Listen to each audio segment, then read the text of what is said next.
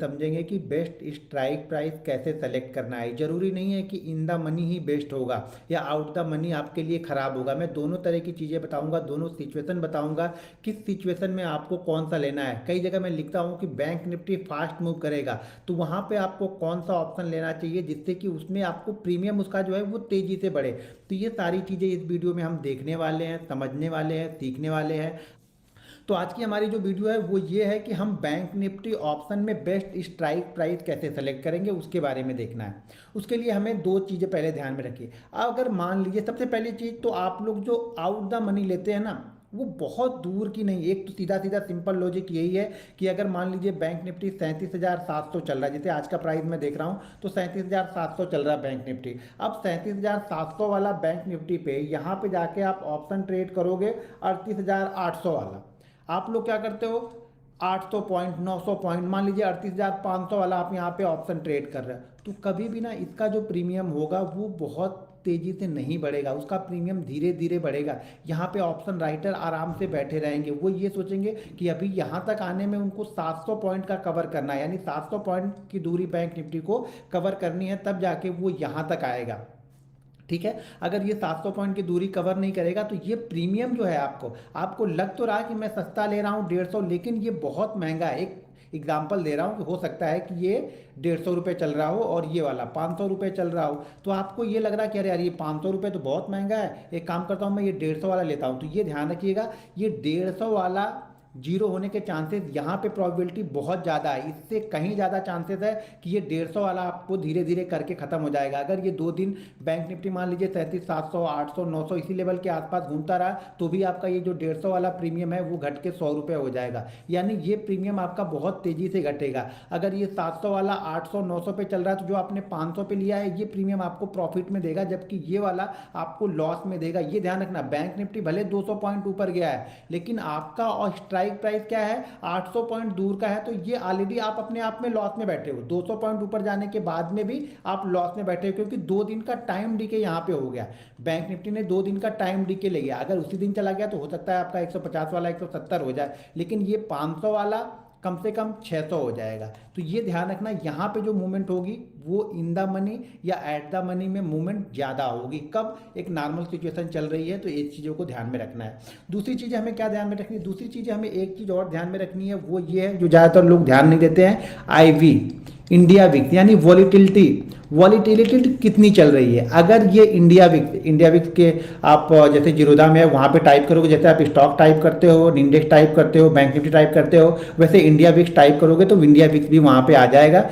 India VIX अगर मान लीजिए 15 से लेकर के 18-19 के बीच में चल रहा है, ठीक है, 15 से लेकर के 18-19 के बीच में चल रहा है, तो सबसे बेस्ट जो स्ट्राइक प्राइस आपकी रहेगी ना, मान लीजिए कि बैंक निफ्टी 37,700 चल रहा है, तो सबसे बेस्ट स्ट्राइक प्राइस जो आपकी रहेगी वो रहेगी 37,600 और 37,700। ये दो बहुत अच्छा परफॉर्म करेगी आपकी। कब, जब इंडिया विक्स 15 से 18 के बीच में, ज़्यादातर ये चलते रहता है, अगर कुछ न्यूज़ हो, कोई चीज़ें हो तभी हम 19-20 के ऊपर जाते हैं, नहीं तो मेन आपका 15 से 18 के बीच में चलता है। यानी नॉर्मल डे में सबसे अच्छा परफॉर्म कौन करेगा, अगर 37,700 पे हम चल रहे हैं तो 37,600 और 37,700। ये कौन सी कंडीशन है, जब बैंक निफ्टी धीरे धीरे करके 37,700 से 37,800 900 ऐसे जा रहा है, तो सबसे अच्छा परफॉर्मेंस किस में रहेगा, 37,700 में और 37,600 वाले में परफॉर्मेंस अच्छा रहेगा। यानी अगर इंडिया, मतलब ये हो गया कि अगर इंडिया विक्स 15 से 18-19 के बीच में चल रहा है तो बैंक निफ्टी जिस प्राइस के आसपास चल रहा है, मान लीजिए आपको लग रहा है कि बैंक निफ्टी अब 38,000 की तरफ जा सकता है,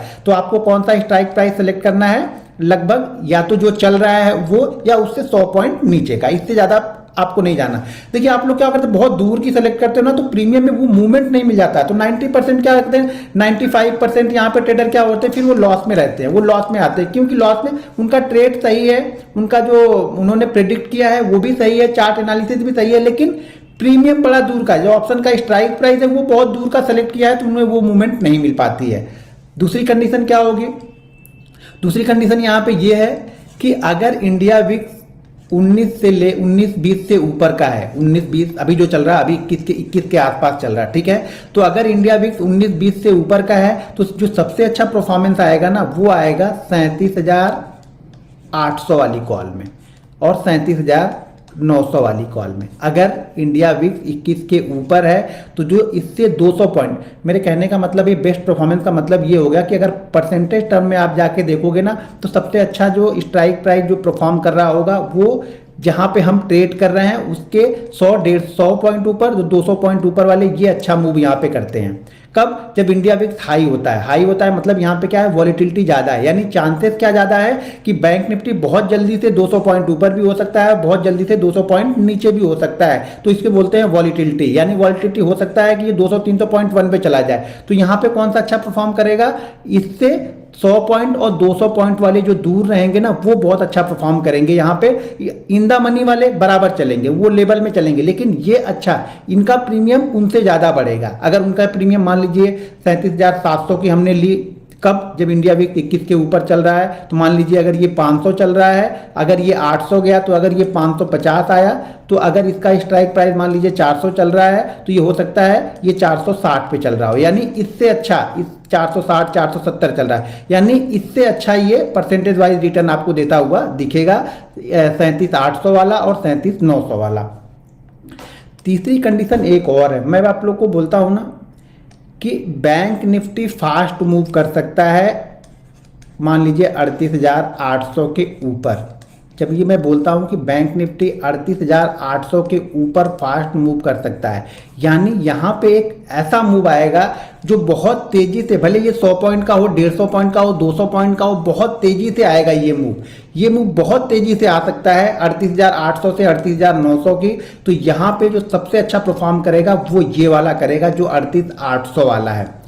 38,800 वाला सबसे बेस्ट परफॉर्म करता है। जब कभी भी मैं लिखता हूँ कि बैंक निफ्टी फास्ट मूव करेगा 38,830 के ऊपर, तो सबसे अच्छा परफॉर्म कौन करेगा? 38,800 वाला, ये सबसे अच्छा परफॉर्म करेगा।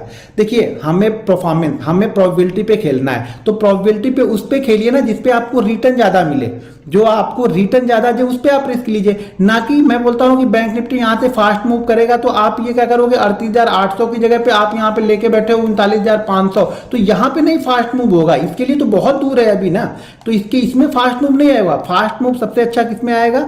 इसमें आएगा जब कभी भी बैंक निफ्टी मान लीजिए कोई रेजिस्टेंस बना रहा है, बाकी चीज़ें चार्ट पे समझाऊंगा भाई, मान लीजिए ये रेजिस्टेंस बना रहा है और हमें ये लग रहा है कि ये इस लेवल को ब्रेक करेगा। ये लेवल मान लीजिए 38,800 का है, सॉरी 37,800 से मान लेते हैं कि 37,800 है, और मैंने बोला या आपको लगा कि यहाँ से जो मूव आएगा वो बहुत तेज आएगा। क्यों ये मूव तेज आएगा? क्योंकि यहाँ पे जितने भी लोगों ने बाइंग किया, सेल किया होगा ना, उन लोगों के एसएल कटेंगे। जब एसएल कटेंगे तो ये मूव फास्ट आएगा। तो फास्ट मूव किस में आएगा? 38,800 वाली कॉल में। या फिर अगर ये यहाँ से नीचे जाता है और ये मान लीजिए हैं कि 37,600 है, ठीक है, सॉरी 37,800, इसको समझ लेना, 37,600 है, तो यहाँ पे सबसे फास्ट मूव किस में आएगा? 37,600 वाली पुट में आएगा। क्यों? क्योंकि यहाँ पे जितने लोगों इस समय बाइंग किए होंगे ना उन सबका एसएल होगा, तो जैसे एसएल कटेंगे वो बहुत तेजी से नीचे आएगा। तो सबसे फास्ट मूव कौन सा करेगा? 37,600 वाला करेगा। आप लोग गलती क्या करते हो कि बैंक निफ्टी ट्रेड तो कर रहा है 38,000, लेकिन आप कॉल लेते हो 38,800 वाली। क्यों आप 38,800 वाली ले रहे हो? कि बोले यार मेरे पास पैसा नहीं है, मेरे पास उतना पैसा नहीं है। तो देखो भाई, पैसा नहीं है तो नहीं ट्रेड करो, लॉस करने से तो अच्छा है ना कि हम ना ट्रेड करें। एक चीज ध्यान रखो, सबसे अच्छी जहां पे मूवमेंट हो रही है मैं वो बता रहा हूं। आप, मैं जब भी बैंक निफ्टी के आप लोग को पोस्ट डालता हूं अपने प्रॉफिट के या कुछ भी स्क्रीनशॉट या वीडियो शेयर करता हूं, तो वहां पे ध्यान से देखा करो मैं in the money, at the money या किस सिचुएशन में क्या ले रहा हूं, उसको समझो। आप उसको आप लोग को समझना पड़ेगा।